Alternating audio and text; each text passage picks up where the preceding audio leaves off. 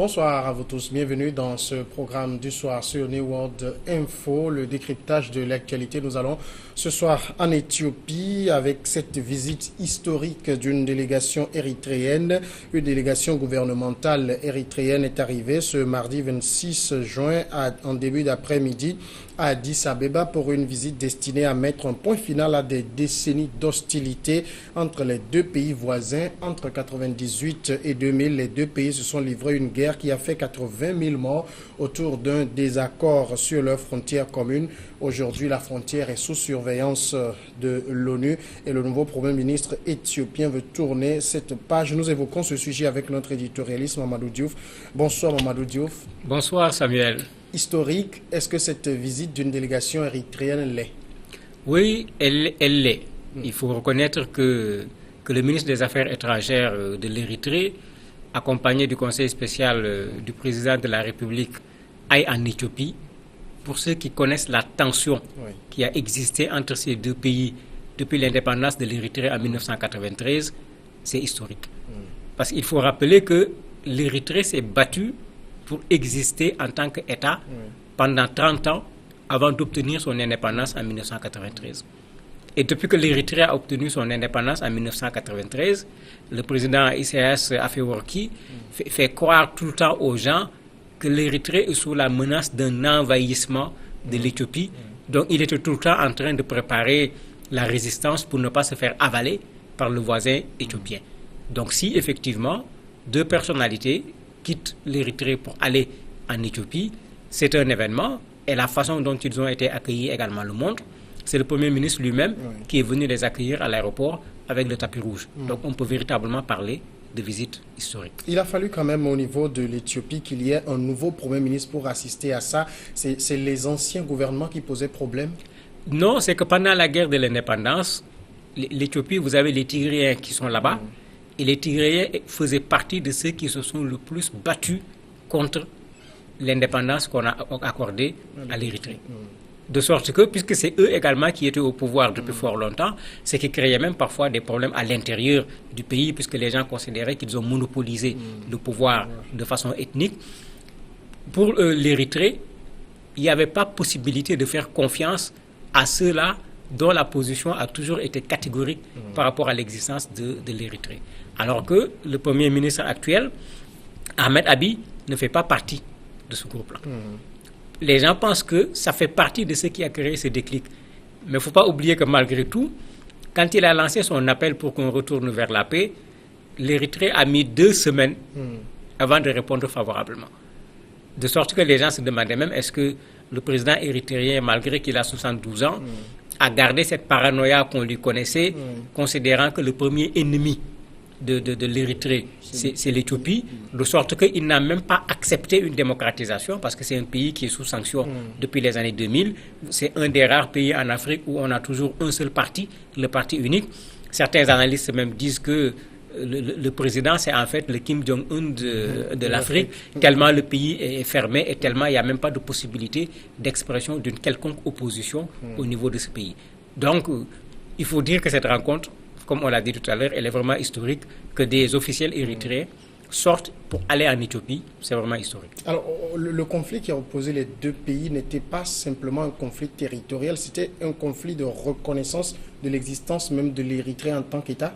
Bien sûr, puisque ça dépassait j'ai dit tout à l'heure que l'Érythrée a obtenu son indépendance en 1993. À la limite, c'est un État récent quand on le compare aux autres pays africains. Mais cette indépendance n'a jamais été véritablement acceptée par l'Éthiopie. Ici, ajouter maintenant un problème, avec l'indépendance, il fallait tracer les frontières.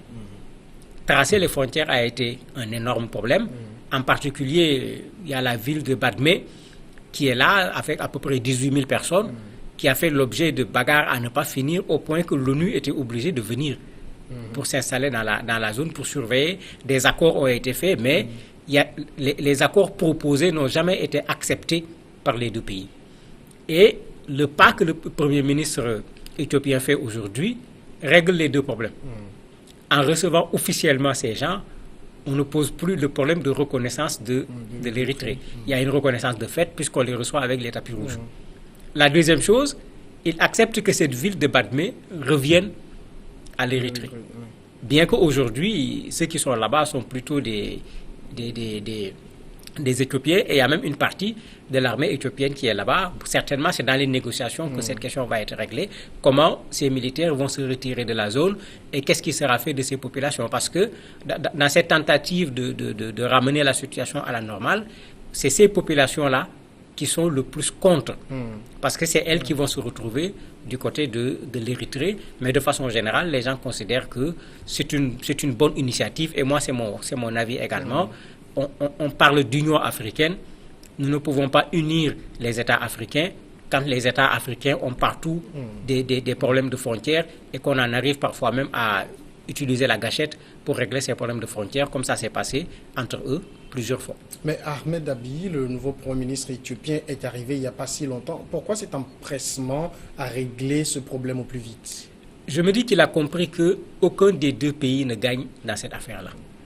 Quand on fait le classement mondial des pays du monde, l'Érythrée, l'Éthiopie, on les classe où? C'est au bas de l'échelle.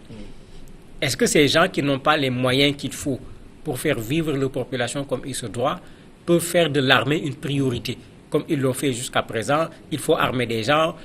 Au niveau de l'Érythrée en particulier, le président est allé même jusqu'à rendre le service militaire obligatoire, parce que pour lui, il n'y a rien à faire. Ils seront envahis par l'Éthiopie. Donc, mais est-ce qu'on peut, pendant 25 ans, rester dans cette position militaire en se disant que les deux pays vont faire la guerre et chacun se met à préparer la guerre avec tout ce que ça demande comme matériel militaire, comme des gens à préparer, comme moyens sur le plan financier, alors qu'on est en face de pays qui sont des pays pauvres. Ou quand on voit la situation de ce que les populations vivent, on se pose des questions. Donc sur le plan économique, c'est une bonne chose. L'Érythrée gagne également parce que l'Érythrée est sous sanction depuis 2000. Ils ont intérêt à sortir de ces sanctions sur le plan économique, puisque comme j'ai dit tantôt, il n'y a rien en termes de démocratie à l'intérieur du pays. Les gens vont même jusqu'à penser que la visite du Monsieur Afrique du président Donald Trump vers la troisième semaine du mois de juin doit être également pour quelque chose dans le fait que l'Érythrée accepte de reculer un peu par rapport à cette question d'envahissement de l'Éthiopie. Mais en réalité, l'Érythrée a besoin aussi que les sanctions soient levées pour que économiquement que le pays puisse se relever un peu plus. Mais si les précédents gouvernements, c'est-à-dire les prédécesseurs d'Ahmed Abiy, ont maintenu ce statut de quasi-guerre entre les deux pays et qu'aujourd'hui le nouveau Premier ministre s'empresse de faire la paix, est-ce qu'il est véritablement dans un dossier qu'il maîtrise? Oui, il doit bien maîtriser ce dossier parce que quand on le regarde, son ouverture, il le fait aussi bien vers l'Érythrée qu'à l'intérieur du pays. Il ne faut pas oublier qu'à l'intérieur du pays, Internet était coupé, il l'a ramené. Les blogueurs étaient emprisonnés, il les a libérés. Les opposants politiques, il les a libérés. Il y avait l'état d'urgence, il a levé l'état d'urgence. Donc on voit quelqu'un qui est dans une logique d'apaisement aussi bien à l'intérieur du pays qu'aux frontières du pays. Et je me dis qu'il sait très bien ce qu'il est en train de faire parce qu'il est venu trouver son pays, également l'Éthiopie, qui était au bord de la crise, avec les manifestations des Oromo dont lui-même il fait partie, et on risquait une guerre civile entre les Omoro et les Tigréens. Donc je me dis qu'il sait très bien ce qu'il est en train de faire. On a besoin de ramener ces pays vers une situation normale, aussi bien à l'intérieur qu'en termes de frontières, parce que les deux pays sont frontaliers et les problèmes de l'un vont se répercuter sur l'autre. D'ailleurs, il le fait bien parce que l'Érythrée a toujours reproché à l'Éthiopie d'être la base arrière de cette opposition qui ne pouvait pas s'installer à l'intérieur du pays. Donc, s'ils parviennent à résoudre le problème, je crois que les deux pays tireront des bénéfices pour cela. Mais a-t-il le soutien, ou je veux dire, fait-il l'unanimité sur ces actions aujourd'hui, du côté tigréen, du côté des Amharas, du côté des Oromo? Il ne fait pas l'unanimité. Du reste même, il y a des supputations. Il ne faut pas oublier qu'il n'y a pas longtemps, lors d'une manifestation qu'il a organisée, il y a eu un attentat. Les gens se disent qu'en fait, c'est la direction qu'il prend, que les conservateurs, si on peut les appeler ainsi, ne veulent pas. Puisqu'il est en train de faire complètement un virage à la limite à 360 degrés par rapport à ce qui s'est toujours fait depuis 25 ans. Et les gens disent que certains apparatchiks qui sont là, qui ne sont pas d'accord avec la tournure que les choses prennent, aussi bien à l'intérieur du pays que par rapport à la relation avec l'Érythrée, c'est peut-être eux qui sont derrière cet attentat qu'on a vu lors d'une manifestation qu'il avait organisée. Et les gens pensent que c'est lui-même en personne qui a été visé au niveau de ces attentats pour arrêter ce nouveau départ qu'il est en train d'amener aussi bien à l'intérieur de l'Éthiopie qu'en termes de relations avec l'Érythrée. Alors, comment la communauté internationale voit ce rapprochement entre les deux pays? D'un bon œil, bien sûr, puisque on dit même que les Saoudiens, tout comme les Américains, sont intéressés. Les Américains sont intéressés parce qu'il y a leur concurrent, la Chine, qui est en train de s'installer très fortement dans la zone. Eux, ils veulent pacifier cette zone pour pouvoir également s'installer. Je parlais tout à l'heure du monsieur Afrique, du président Trump, qui est allé en Érythrée au niveau du mois de juin. Au niveau de l'Arabie Saoudite, ils sont déjà en guerre avec le Yémen et c'est l'autre rive de la mer Rouge. Donc les Saoudiens également veulent apaiser cet espace-là. On dit même qu'il y a eu pression de la part des Saoudiens et des Américains sur les deux pays pour que ce rapprochement puisse se faire. On les considère même comme étant en quelque sorte les parrains de ce rapprochement. C'est ce qu'on lit dans Jeune Afrique de cette semaine par exemple. Et tout cela, est-ce que c'est vraiment sincère ou c'est des premiers pas de réconciliation qui sont posés avec beaucoup de méfiance et de balbutiements? Ce sont des premiers pas et il y a de la méfiance puisque, comme je l'ai dit au départ, l'Érythrée a réagi 15 jours après qu'on l'ait appelé à la paix. Et les gens même se posaient des questions, est-ce que là-bas aussi c'est pas la même chose, c'est pas les apparatchiks, les militaires et autres qui ont fait la guerre d'indépendance, puisque souvent après c'est eux qui gardent cette situation où on oublie que le pays est indépendant depuis 25 ans, on continue à se comporter comme si on était en guerre pour obtenir l'indépendance du pays, et les ennemis c'est ceux avec qui on avait fait la guerre.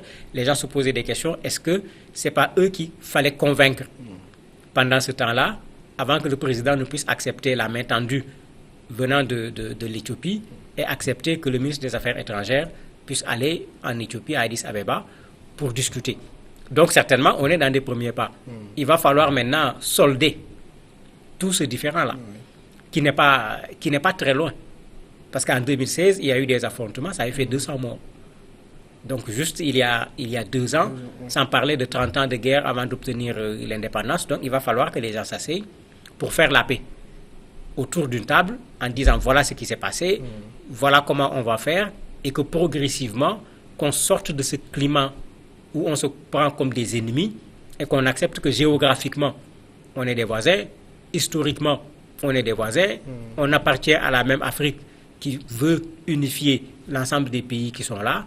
Je crois qu'ils peuvent se mettre dans cette perspective, pas du jour au lendemain, mais en créant les conditions pour que progressivement, ces deux pays puissent vivre comme deux pays voisins. Alors, ça veut dire que jusqu'à ce qu'on arrive à l'étape d'échange de diplomates entre les deux pays, il y a plusieurs de procédures. Mais bien sûr, quand des pays ont leurs soldats à la frontière, l'un par rapport à l'autre, parce que souvent, en plus de ce qui s'est passé il y a 2 ans, il y a souvent des tirs d'un côté ou de l'autre. Il faut d'abord régler ça. Il faut bien que les soldats quittent ces frontières pour que cette atmosphère d'attente d'une guerre qui semble imminente pendant tout le temps, qu'on sorte de cela. En ce moment, après, effectivement, il y aura la reconnaissance de chacun des États qui va être matérialisée, effectivement, par le déplacement d'un ambassadeur d'un côté comme de l'autre pour venir s'installer chez l'autre, pour reconnaître que vraiment, maintenant, nous avons des relations qui sont normalisées. Maintenant, il y a d'autres petites choses qu'il va falloir régler. C'est le cas, par exemple, de cette ville de Badmé dont je parle. Qu'est-ce qu'on va faire de ces populations? Est-ce qu'elles-mêmes, elles vont accepter de faire partie de l'Érythrée? Les observateurs qui sont allés disent que pour le moment, il n'y a pas de mouvement de foule, puisque les gens se posent des questions. Est-ce que l'Érythrée ne risque pas de prendre un territoire où il n'y aura pas de population? Si les gens veulent rester avec l'Éthiopie, est-ce qu'ils ne risquent pas de quitter cet espace tout simplement? Alors, et sur le plan bénéfice, qu'est-ce que cette réconciliation peut apporter aux deux pays? En fait, beaucoup de choses. Je disais tantôt que c'est des pays pauvres. Il ne faut pas qu'on se retrouve avec ce qu'on avait vu avec le Mali et le Burkina quand ils ont fait leur guerre. Dans les médias, on avait parlé de la guerre des pauvres. Et on les taquinait même en disant qu'en fait, il n'y a pas eu de cessez-le-feu. Le feu a cessé parce qu'il n'y avait pas de moyens pour payer les munitions. Donc, en ne faisant pas la guerre, ils peuvent réorienter le peu qu'ils ont sur le plan économique vers les priorités de leur population. ça va être déjà ça comme un atout. Il y a l'autre élément dont je parlais tout à l'heure. Les Américains sont intéressés, les Saoudiens sont intéressés, mais si vous voulez que les investisseurs viennent chez vous, vous ne pouvez pas les appeler en leur disant que nous sommes pratiquement en guerre avec notre voisin. Je ne vois pas quel investisseur va venir dans un pays qui, du jour au lendemain, peut se retrouver en guerre avec son voisin. Donc, sur le plan économique, il y a effectivement des gains à avoir s'ils parviennent à faire en sorte que tout le monde soit d'accord que la paix a été rétablie entre les deux pays. Les investisseurs n'hésiteront pas parce que l'espace est un espace également stratégique. Ouais. On est pratiquement à la corne de l'Afrique. C'est également un espace stratégique. Mais tout cela, est-ce que ça peut entraîner une certaine ouverture démocratique de l'Érythrée? C'est ce qui n'est pas encore évident. Parce que les opposants sont plutôt en Éthiopie, au Soudan. Il n'y a rien à l'intérieur. Jusqu'à présent, il y a un parti unique. Il y a une militarisation pratiquement avec le service militaire obligatoire. Mais le prétexte va disparaître. Puisque le prétexte, c'est qu'il fallait se préparer à une invasion éventuelle de l'Éthiopie. C'est pourquoi également il disait qu'il n'y avait pas le temps de faire des discussions entre partis politiques. La priorité, c'était de défendre les frontières du pays. Mais puisqu'il n'y a plus cela, on doit pouvoir effectivement assister à une démocratisation.